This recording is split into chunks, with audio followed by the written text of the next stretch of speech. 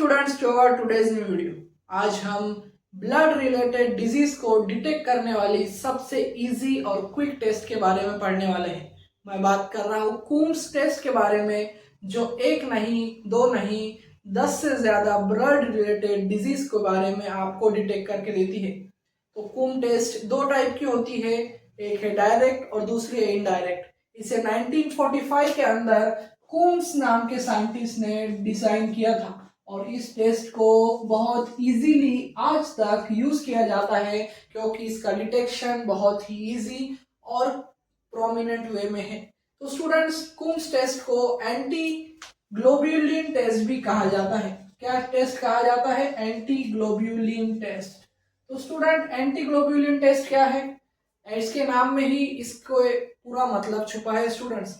Globulin यानी हमारे IgG, हमारे एंटीबॉडीज। तो स्टूडेंट्स, हमें हमारे जो ये टेस्ट है कूम्स टेस्ट के अंदर हमें एंटीबॉडीज को डिटेक्ट करना है। और ये एंटीबॉडीज कहाँ पर होंगे?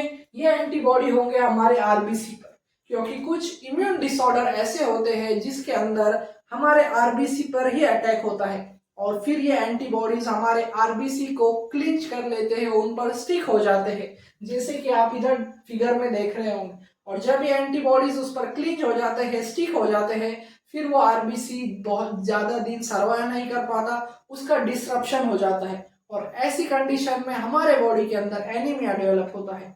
तो स्टूडेंट्स, ऐसी बहुत सारी डिजीज है, जैसे कि न्यूबॉर्न के अंदर होता है इरिथ्रोब्लास्टोफिटालिस, जो बाहर आने पर फीटस के अंदर जॉन्डिस की कंडीशन होती है। हमें लगता है जॉन्डिस कैसे हुआ, क्योंकि इसे तो कोई पैरासाइट का एक्सपोजर ही नहीं था, पर वो जॉन्डिस इसलिए नहीं है क्योंकि वो जॉन्डिस है हमारे बिलिरुबिन की वजह से, जो आरबीसी के डेड होने पर हमारे ब्लड के अंदर ज्यादा हो जाता है।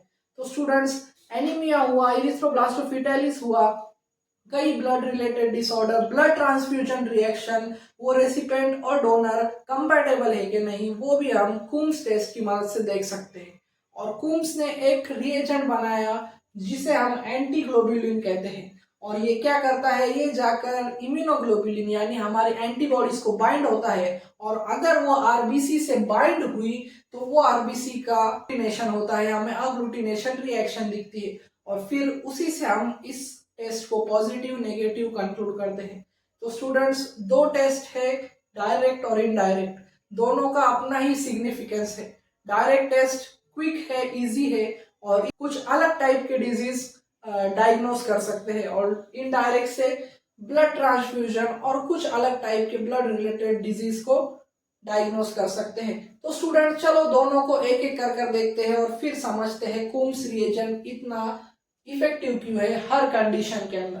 तो स्टूडेंट्स, सबसे पहले देखेंगे हम डायरेक्ट कूम टेस्ट।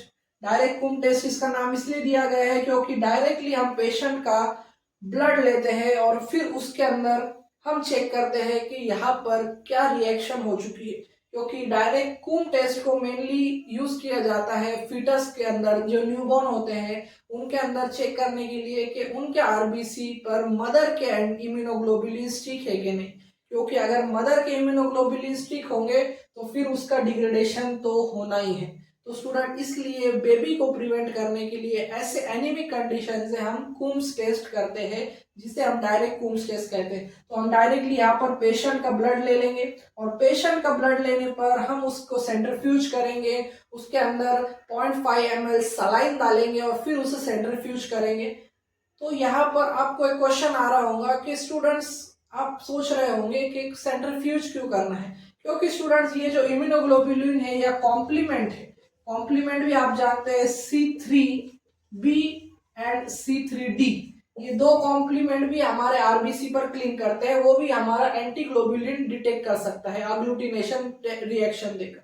तो स्टूडेंट्स, ये जो कॉम्प्लीमेंट है और इम्यूनोग्लोबुलिन है, ये हमारे आरबीसी पर स्टिक होते हैं। तो जब हम सेंट्रीफ्यूज करते हैं तब जाकर हम ऐसी रिएक्शन को चेक कर पाएंगे। तो इसलिए हम जो पेशेंट का ब्लड लेते हैं उसे सेंट्रीफ्यूज करते हैं 0.5 ml सलाइन डालकर, और फिर उसके अंदर हम डालते हैं हमारे कूम्स रिएजेंट। सो कूम्स रिएजेंट क्यों डाल रहे हैं? क्योंकि कूम्स रिएजेंट क्या करता है, यहाँ पर अगर ये हमारा पेशेंट का आरबीसी है समझ लो, और उस पर आईजीजी या कॉम्प्लीमेंट C3b बाइंड है, तो हमारा जो कूम्स रिएजेंट है वो है ये जाकर उन पर क्लिंग हो जाएगा, ये इम्यूनोग्लोबुलिन को स्टिक हो जाएगा और क्लिंग होने पर, उसे स्टिक होने पर एक अग्लूटिनेशन रिएक्शन देता है और इस अग्लूटिनेशन रिएक्शन को देखने पर हम पॉजिटिव रिजल्ट समझेंगे। और अगर अग्लूटिनेशन दिखाई दे और डायरेक्ट टेस्ट पॉजिटिव आए तो हम समझ लेंगे कि उस फीटस के आरबीसी पर मदर के इम्यूनोग्लोबुलिन, मदर की एंटीबॉडीज क्लिंग है और वो एनीमिक कंडीशन में जा सकता है। फिर उसे कुछ इम्यून सप्रेशन ड्रग दी जाती है ताकि उसके आरबीसी पे से ये जो क्लिंग हुए मदर के इम्यूनोग्लोबुलिन्स है वो निकल सके और एनीमिक कंडीशन से वो फीटस बच सके, जॉन्डिस कंडीशन से बच सके। तो ये बहुत ही लाइफ सेविंग क्विक टेस्ट है, इससे 2 से 3 मिनट लगते हैं। सेंट्रीफ्यूज सिर्फ आपको 10,000 आरपीएम पर करना है 2 मिनट के लिए और आप इजीली ये टेस्ट पर डायरेक्ट टेस्ट परफॉर्म कर सकते हैं। और दूसरी टेस्ट है स्टूडेंट इनडायरेक्ट कूम्स टेस्ट। तो इनडायरेक्ट कूम टेस्ट में क्या होता है, पहले हम लेते हैं सीरम रिसिपेंट का, हम यहाँ पर blood compatibility, blood transfusion reaction, indirect Coombs test को ब्लड ट्रांसफ्यूजन रिएक्शन में यूज किया जाता है। ये बहुत ज्यादा ब्लड बैंक्स के अंदर और हॉस्पिटल्स के मेडिकल लैब्स के अंदर, डीएमएलटी लैब्स के अंदर बहुत ज्यादा कूम्स इनडायरेक्ट कूम टेस्ट को इस्तेमाल किया जाता है, क्योंकि वहां पर ब्लड ट्रांसफ्यूजन होता है, ब्लड बैंकिंग के अंदर ब्लड स्टोरेज के लिए, कंपैटिबिलिटी चेकिंग के लिए, ये सब प्रीलिमिनरी टेस्ट है। उसमें सबसे पहले नंबर पर आती है इनडायरेक्ट कूम टेस्ट। तो इनडायरेक्ट कूम टेस्ट में सबसे पहले हम पेशेंट का, रिसिपिएंट का सीरम ले लेंगे, उसके अंदर हम डालेंगे, हमारा रेसिपिएंट के सीरम के अंदर डालेंगे डोनर आरबीसी। तो डोनर आरबीसी और रेसिपिएंट का सीरम मिलने के बाद क्या रिएक्शन होगी स्टूडेंट, क्या होगा, अगर वो कंपैटिबल नहीं है तो यहाँ पर उसकी बॉडी, उसके सीरम के अंदर जो एंटीबॉडीज होगी वो इस आरबीसी को फॉरेन समझेगी और आरबीसी को फॉरेन समझने पर यहाँ क्या होगा स्टूडेंट्स, उसके एंटीबॉडीज आरबीसी पर जाकर स्टिक हो जाएगी, क्लिंग हो जाएगी, ताकि वो उस आरबीसी को डिग्रेड कर सके। तो स्टूडेंट्स, ये स्टिक हुई आरबीसी, स्टिक हुए इम्यूनोग्लोबुलिन्स जो आरबीसी पर है, हमें उसे डिटेक्ट करना है। तो फिर हम यहाँ पर इस ट्यूब के अंदर क्या डालेंगे स्टूडेंट्स, कूम्स रिएजेंट। और कूम्स रिएजेंट क्या करेगा, इस डोनर के आरबीसी पर रेसिपिएंट की जो इम्यूनोग्लोबुलिन है स्टिक हुई उस पर जाकर ये बाइंड हो जाएगा हमारा कूम्स रिएजेंट। और कूम्स रिएजेंट के बाइंड होने पर हमें अग्लूटिनेशन रिएक्शन दिखेगी। क्या दिखेगी स्टूडेंट, अग्लूटिनेशन दिखेगी और फिर ये है पॉजिटिव टेस्ट। और अगर indirect test blood transfusion checking के अंदर पॉजिटिव आई तो हम क्या कंक्लूड करेंगे स्टूडेंट्स, हम कंक्लूड करेंगे कि ये रेसिपिएंट और डोनर का ब्लड ट्रांसफ्यूजन के लिए सेफ नहीं है, ये कम दोनों रेसिपिएंट और डोनर कंपैटिबल नहीं है, इनका ब्लड ग्रुप सिमिलर नहीं है और ये ब्लड ट्रांसफ्यूजन के लिए भी कंपैटिबल नहीं। कभी कभी क्या होता है कि सिमिलर ब्लड ग्रुप के अंदर भी इनकम्पैटिबिलिटी शो होती है, इसलिए Coombs test, indirect Coombs test को हमेशा परफॉर्म किया जाता है ड्यूरिंग अ ब्लड ट्रांसफ्यूजन।